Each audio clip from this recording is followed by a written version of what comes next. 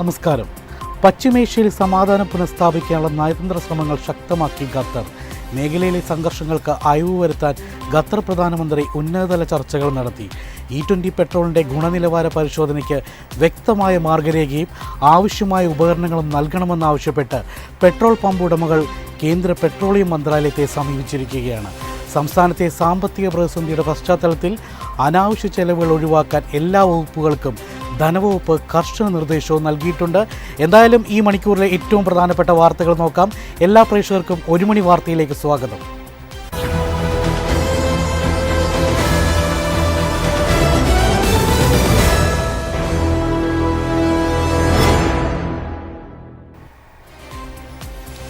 പശ്ചിമേഷ്യയിലെ സംഘർഷങ്ങൾക്ക് അയവ് വരുത്തുന്നതിനും മേഖലയിലെ സമാധാനം പുനഃസ്ഥാപിക്കുന്നതിനുമായി നയതന്ത്ര നീക്കങ്ങൾ ശക്തമാക്കി ഖത്തർ. ഇതിൻ്റെ ഭാഗമായി ഖത്തർ പ്രധാനമന്ത്രിയും വിദേശകാര്യമന്ത്രിയുമായ Sheikh Mohammed bin Abdul Rahman bin Jassim Al Thani ഉന്നതതല ഫോൺ സംഭാഷണങ്ങൾ നടത്തി. സൗദി അറേബ്യ, UAE, തുർക്കി രാജ്യങ്ങളുടെ മുതിർന്ന വിദേശകാര്യ സുരക്ഷാ ഉദ്യോഗസ്ഥരുമായാണ് അദ്ദേഹം സമാധാന ചർച്ചകൾ നടത്തിയത്. സൗദി വിദേശകാര്യമന്ത്രി ഫൈസൽ ബിൻ ഫർഹാൻ രാജകുമാരനുമായുള്ള ചർച്ചയിൽ മേഖലയിലെ സംഘർഷങ്ങൾ ലഘൂകരിക്കുന്നതിന് കൂട്ടായ നയതന്ത്ര സഹകരണം ആവശ്യമാണെന്ന് ഇരു നേതാക്കളും എടുത്തുകാട്ടി. കൂടാതെ ഇരു രാജ്യങ്ങളും തമ്മിലുള്ള ഉഭയകക്ഷി ബന്ധം കൂടുതൽ മെച്ചപ്പെടുത്തുന്നത് സംബന്ധിച്ച കാര്യങ്ങൾക്കും ധാരണയായി. അമേരിക്കയും ഇറാനും തമ്മിലുണ്ടാക്കിയ ധാരണാപത്രത്തിലെ നിബന്ധനകൾ പാലിക്കാൻ എല്ലാ കക്ഷികളും തയ്യാറാകണമെന്ന് ഖത്തർ പ്രധാനമന്ത്രി ഊന്നിപ്പറഞ്ഞു. ഹോർമൂസ് കടലിടുക്കിലെ ഗതാഗത സ്വാതന്ത്ര്യം ഉറപ്പാക്കുന്നതും മേഖലയുടെ സുരക്ഷ നിലനിർത്തുന്നതും അത്യാവശ്യമാണെന്നും അദ്ദേഹം വ്യക്തമാക്കി. E20 പെട്രോളിൻ്റെ ഗുണനിലവാരവുമായി ബന്ധപ്പെട്ട് കൃത്യമായ മാർഗരേഖയും പരിശോധിക്കാൻ ഉപകരണങ്ങൾ ലഭ്യമാക്കണമെന്നാവശ്യപ്പെട്ട് പെട്രോൾ പമ്പ് ഉടമകൾ പെട്രോളിയം മന്ത്രാലയത്തിന് കത്തയച്ചു. മായം ചേർത്ത പെട്രോൾ വിൽക്കുന്നതിനെതിരെ കർശന നടപടി വേണമെന്ന് കേന്ദ്ര സർക്കാർ സംസ്ഥാനങ്ങൾക്ക് നിർദ്ദേശം നൽകിയ പശ്ചാത്തലത്തിലാണിത്. എഥനോൾ പെട്രോളിയത്തിൽ ചേർക്കുമ്പോൾ ചെറിയ അളവിൽ പോലും ഈർപ്പം കലർന്നാൽ വലിയ അളവിൽ ഇന്ധനം ഉപയോഗശൂന്യമാകും. ഇത് പമ്പ് ഉടമകൾക്ക് വലിയ നഷ്ടമുണ്ടാക്കുമെന്നും കത്തിൽ ചൂണ്ടിക്കാട്ടുന്നു. എണ്ണ ശേഖരിക്കുന്ന സംവിധാനത്തിലോ വിതരണത്തിലോ ചെറിയ പ്രശ്നമുണ്ടായാൽ പോലും ഇത് സംഭവിക്കാം. ഈ സാഹചര്യത്തിൽ പൊതുവായ പ്രവർത്തന മാർഗനിർദ്ദേശങ്ങളും ഇന്ധനത്തിൻ്റെ ഗുണമേന്മ പരിശോധിക്കുന്നതിനുള്ള ഉപകരണങ്ങളും ലഭ്യമാക്കണമെന്നാണ് ആവശ്യം. E20 പെട്രോളുമായി ബന്ധപ്പെട്ട വിവാദങ്ങൾ ശക്തമായി നിൽക്കുന്ന സാഹചര്യത്തിലാണ് ഈ ആവശ്യം. സംസ്ഥാനത്ത് കടുത്ത സാമ്പത്തിക പ്രതിസന്ധി ഉള്ളതിനാൽ ചെലവ് കൂട്ടരുതെന്ന് വകുപ്പുകളോട് ധനവകുപ്പിൻ്റെ നിർദ്ദേശം. പുതുക്കിയ ബജറ്റ് എസ്റ്റിമേറ്റിൽ കവിയരുതെന്നും നിർദ്ദേശം നൽകി. അടുത്ത ബജറ്റ് മുന്നൊരുക്കത്തിനുള്ള സർക്കുലറിലാണ് ധനവകുപ്പിൻ്റെ നിർദ്ദേശം. സാമ്പത്തിക ലാഭമില്ലാത്ത പദ്ധതികൾ ഒഴിവാക്കണം. മാറ്റിവെക്കാവുന്ന അറ്റകുറ്റപ്പണി മാറ്റിവെക്കണം. അധികം വരുന്ന ജീവനക്കാരെ പിരിച്ചുവിടേണ്ടെന്നും പുതിയതായി വരുന്ന ഒഴിവുകളിലേക്ക് നിയമിക്കാമെന്നും സർക്കുലറിൽ പറയുന്നു. ശമ്പള ചെലവ് കൃത്യമായി കണക്കാക്കണം. ചെലവിൽ മുൻ വർഷത്തേക്കാൾ കൂടുതലെങ്കിലും കാരണം വിശദീകരിക്കണമെന്നും ധനവകുപ്പ് നിർദ്ദേശം നൽകി. നടപ്പു സാമ്പത്തിക വർഷത്തിൻ്റെ ആദ്യ ഭാഗത്തിൽ റവന്യൂ വരുമാനം 33,311.21 കോടിയായിരുന്നു. മുൻ വർഷത്തേക്കാൾ കൂടിയെങ്കിലും ചെലവും കടമെടുപ്പും കൂടി. ഭരണം മാറിയെങ്കിലും ഖജനാവിൽ പണം നിറഞ്ഞു തുടങ്ങിയില്ല. ഈ സാഹചര്യത്തിലാണ് ധനവകുപ്പിൻ്റെ നടപടി. 15 വർഷം കഴിഞ്ഞ ഡീസൽ ബസ്സുകളുടെ കാലാവധി 5 വർഷം കൂടി നീട്ടിയ കേരള സർക്കാർ ഉത്തരവിൽ കർശന ഇടപെടലുമായി ഹരിത ട്രിബ്യൂണൽ. ഉത്തരവിനെതിരെ സ്വകാര്യ വ്യക്തി നൽകിയ പരാതിയിൽ ഗതാഗത വകുപ്പ് അധികാരികളുടെ വിശദീകരണം കിട്ടാത്തതിനാൽ കടുത്ത നടപടിയിലേക്ക് നീങ്ങുകയാണ് ട്രിബ്യൂണൽ. അടുത്ത ഹിയറിംഗിന് മുമ്പേ റിപ്പോർട്ട് നൽകാത്ത പക്ഷം കേരള ഗതാഗത സെക്രട്ടറി ട്രിബ്യൂണലിൽ നേരിട്ട് ഹാജരാകണമെന്നാണ് ഉത്തരവിട്ടിരിക്കുന്നത്. ട്രിബ്യൂണലിൻ്റെ ദക്ഷിണ മേഖലാ ഘടകത്തിൻ്റേതാണ് ഉത്തരവ്. ചെന്നൈയിലാണ് ട്രിബ്യൂണലിൻ്റെ ഓഫീസ്. അടുത്ത ഹിയറിംഗ് ദിവസമാണ് നേരിട്ട് ഹാജരാകേണ്ടത്. ദേശീയ സ്ക്രാപ്പ് നയത്തെ മറികടന്നാണ് കേരളത്തിൽ KSRTC ബസ്സുകൾക്ക് 7, സ്വകാര്യ ബസ്സുകൾക്കും 5 വർഷം കൂടി പ്രവർത്തന കാലാവധി നീട്ടി നൽകിയത്. 2024 മാർച്ച് 5-നാണ് ദേശീയ സ്ക്രാപ്പ് നയത്തെ മറികടക്കാൻ സർക്കാർ പ്രത്യേക ഉത്തരവിറക്കിയത്.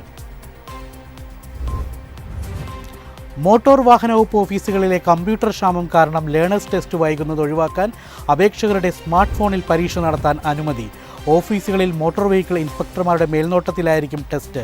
MVD ലീഡ് മൊബൈൽ ആപ്പാണ് ഇതിന് ഉപയോഗിക്കേണ്ടത്. അപേക്ഷകരുടെ മുഖം തിരിച്ചറിയൽ സംവിധാനം ഇതിലുണ്ട്. ലേണേഴ്സ് ലൈസൻസിന് 3 മാസത്തോളം കാത്തിരിക്കേണ്ട സ്ഥിതി ഒഴിവാക്കാൻ 3 മാസത്തേക്ക് ആഴ്ചയിൽ 5 ദിവസം ലേണേഴ്സ് ടെസ്റ്റ് നടത്തും. അപേക്ഷിക്കുന്നവർക്ക് 3 ദിവസത്തിനുള്ളിൽ ടെസ്റ്റിന് അവസരം ലഭിക്കാനാണ് ഈ മാറ്റം.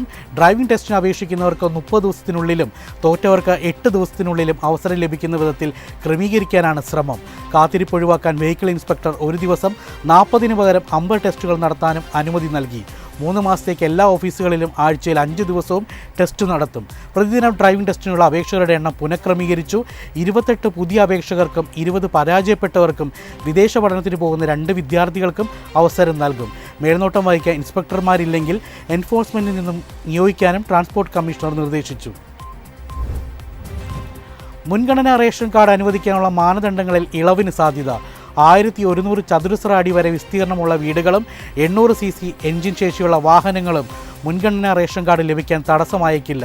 2 നിബന്ധനകളും ഇളവ് വരുത്തുന്നത് സംബന്ധിച്ച റിപ്പോർട്ട് ധനകാര്യ വകുപ്പിൻ്റെ പരിഗണനയിലാണ്. ഉപഭോക്താക്കൾക്കുള്ള മറ്റ് ആനുകൂല്യങ്ങൾ കൂടി മുൻഗണനാ റേഷൻ കാർഡിൻ്റെ പരിധിയിൽ വരുത്തുന്നതിനാൽ ധനകാര്യ വകുപ്പിൻ്റെ വിശദമായ പരിശോധനയും അനുമതിയും ആവശ്യമാണ്. ശേഷം സർക്കാർ തലത്തിലായിരിക്കും അന്തിമ തീരുമാനം ഉണ്ടാവുക. നിലവിൽ 2018 സംസ്ഥാന ഭക്ഷ്യസുരക്ഷാ ചട്ടപ്രകാരം 1000 ചതുരശ്ര അടിയാണ് വീട് പരിധി. 4 അതിലധികമോ ചക്രങ്ങളുള്ള വാഹനങ്ങൾ ഉള്ളവരും പരിധിക്ക് പുറത്താണ്. നിലവിലെ സാമൂഹിക സാഹചര്യത്തിൽ 4 ചക്ര വാഹനം ആഡംബരമല്ലെന്ന നിരീക്ഷണത്തിലാണ് 800 cc എൻജിൻ ശേഷിയുള്ള കാറുകൾക്ക് ഇളവ് നൽകാൻ ആലോചിക്കുന്നത്. മാനദണ്ഡങ്ങളിൽ ഇളവ് വരുത്തണമെന്ന് വ്യാപക ആവശ്യമുയർന്നതിൻ്റെ അടിസ്ഥാനത്തിൽ ഭക്ഷ്യമന്ത്രി അനൂപ് ജേക്കബ് സിവിൽ സപ്ലൈസ് കമ്മീഷണറോട് റിപ്പോർട്ട് ആവശ്യപ്പെട്ടിരുന്നു. ഈ റിപ്പോർട്ടാണ് ധനവകുപ്പിൻ്റെ പരിഗണനയിലുള്ളത്. പൊന്നാനി കപ്പൽ നിർമ്മാണ കേന്ദ്രം ഓഗസ്റ്റിൽ പ്രവർത്തന സജ്ജമാകും. ആദ്യ യാനം 2027 ഡിസംബറിൽ പുറത്തിറങ്ങും.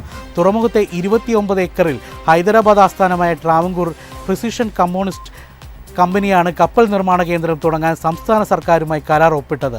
ഇവരുടെ മറ്റൊരു കമ്പനിയായ ബ്ലൂ ജെൻ മറൈൻ കമ്പനിയുടെ നേതൃത്വത്തിലായിരിക്കും കപ്പലുകൾ നിർമ്മിക്കുക. നിലവിൽ 200 കോടി രൂപ ചെലവ് വരുന്ന 2 ഇലക്ട്രിക് ഡക്ക് ബോട്ടിൻ്റെ നിർമ്മാണ കരാർ ലഭിച്ചതായി കമ്പനി അധികൃതർ അറിയിച്ചു. സിംഗപ്പൂർ ആസ്ഥാനമായുള്ള കമ്പനിയാണ് ഓർഡർ നൽകിയത്. മണിക്കൂറിൽ 4200 കിലോവാട്ട് ശേഷിയുള്ള ബാറ്ററികൾ ഉപയോഗിച്ച് പ്രവർത്തിക്കുന്ന ടഗ് ബോട്ടുകളാണ് നിർമ്മിക്കുന്നത്. കടലോര സമുദ്ര പദ്ധതികൾക്ക് സഹായമാകുന്ന ഓഫ് ഷോർ സപ്പോർട്ട് കപ്പലുകളും അത്യാധുനിക മീൻപിടുത്ത ബോട്ടുകളും യാർഡിൽ നിർമ്മിക്കും. ആദ്യഘട്ടത്തിൽ 50 മീറ്റർ വരെ നീളമുള്ള യാനങ്ങൾ നിർമ്മിക്കാനാകും. 2ാം ഘട്ടത്തിൽ 120 മീറ്റർ വരെ നീളമുള്ള കപ്പലുകളും യാർഡിൽ പുറത്തിറക്കും. സംസ്ഥാനത്ത് വീണ്ടും മഴ ശക്തമാകുന്നു. ഇന്ന് 5 ജില്ലകളിൽ കേന്ദ്ര കാലാവസ്ഥാ വകുപ്പ് യെല്ലോ അലർട്ട് പ്രഖ്യാപിച്ചു. മലപ്പുറം, കോഴിക്കോട്, വയനാട്, കണ്ണൂർ, കാസർഗോഡ് ജില്ലകളിലാണ് യെല്ലോ അലർട്ട് പ്രഖ്യാപിച്ചിരിക്കുന്നത്. എറണാകുളം, തൃശൂർ, മലപ്പുറം, കോഴിക്കോട്, കണ്ണൂർ, കാസർഗോഡ് ജില്ലകളിൽ ചൊവ്വാഴ്ച യെല്ലോ അലർട്ടാണ്. ഒറ്റപ്പെട്ട ഇടങ്ങളിൽ ഇന്ന് ഇടിമിന്നലോട് കൂടിയ മഴയ്ക്കും മണിക്കൂറിൽ 30 മുതൽ 40 കിലോമീറ്റർ വരെ വേഗതയിൽ ശക്തമായ കാറ്റിനും സാധ്യതയുണ്ടെന്ന് കേന്ദ്ര കാലാവസ്ഥാ വകുപ്പ് അറിയിച്ചിട്ടുണ്ട്. സംസ്ഥാനത്ത് സ്വർണ്ണവിലയിൽ വർധന. ഗ്രാമിന് 85 രൂപയും പവന് 680 രൂപയുമാണ് ഇന്ന് കൂടിയത്. ഇതോടെ 1 ഗ്രാം സ്വർണ്ണത്തിന് 13,370 രൂപയും 1 പവൻ സ്വർണ്ണത്തിന് 1,06,960 രൂപയുമായി. 18 ക്യാരറ്റ് സ്വർണ്ണം ഗ്രാമിന് 10,985 രൂപയും പവന് 87,880 രൂപയുമാണ് വിപണി വില. വെള്ളി ഗ്രാമിന് 240 രൂപയിലാണ് വ്യാപാരം. ഇതോടെ 1 മണി വാർത്ത പൂർണ്ണമാകുന്നു. നമസ്കാരം.